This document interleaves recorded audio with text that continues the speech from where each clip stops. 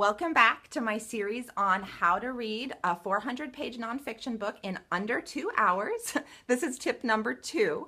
The next thing that I need to do when reading to orient my brain to give myself a roadmap for what's coming ahead is I need to understand a little bit about the author's writing style, and more specifically, where this author likes to put main ideas and where they like to put supporting details. My favorite authors are the authors that enjoy at the end of a chapter putting a little summary of their main idea to wrap things up. And so I often, when I'm reading a new book, like to flip through the first few chapters to see, is this one of those authors who puts their main ideas in some easy to find places. So I'm looking at chapter 1 right here. And I'm flipping through and I see, first of all, that there are some headings. Like every page or so, there are some headings. So that's going to become useful for me in a moment. But I keep on going. I'm seeing headings, headings, headings. And then I like to look at the very end of the chapter, and you'll notice that I put a star and a parentheses around this paragraph because indeed this author does seem to put a 1 to 2 sentence summary of her main point at the very end of the chapter, which is useful. So often when I'm trying to read a book quickly, if this is what the author does, I will flip to the end of the chapter first, read this paragraph, and then go back and understand how the structure of the chapter helps support this main idea. So in the case of this chapter, and by the way, the name of the chapter is Keeping Them Safe and Sound. So as parents, one of the things we do is we work really hard to keep our kids safe and sound. And the last paragraph here says, yes, we wince even when imagining harm coming to our kids, and it's our jobs as parents to keep our children safe. But, ooh, I love words like that, but. Okay, so this is probably going to be her main point.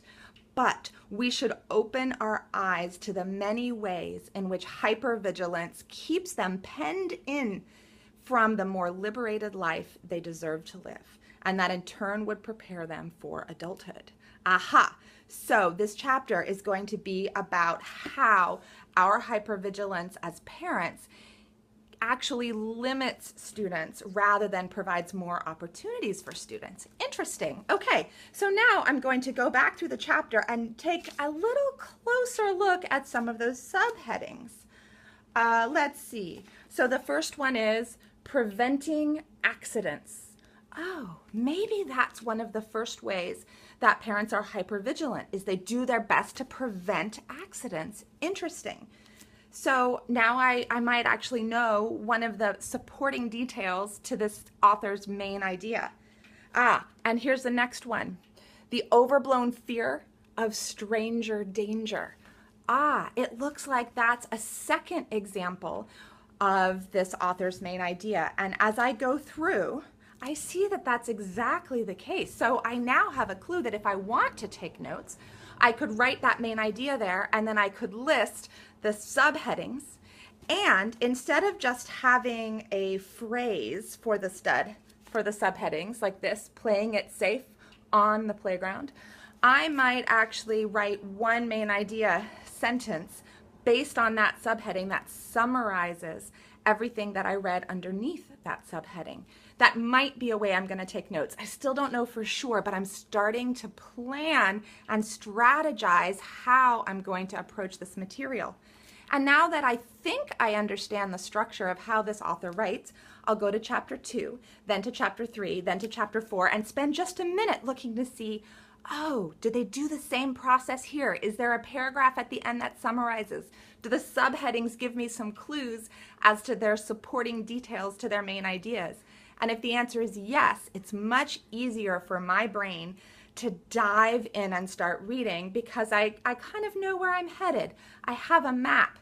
And it's much more interesting going on a trip when we have some idea of a map than when we're just going out wondering what's going to happen. That can be an adventure for sure, but often when we're doing schoolwork, our brains don't want adventure. They want clarity and conciseness and efficiency.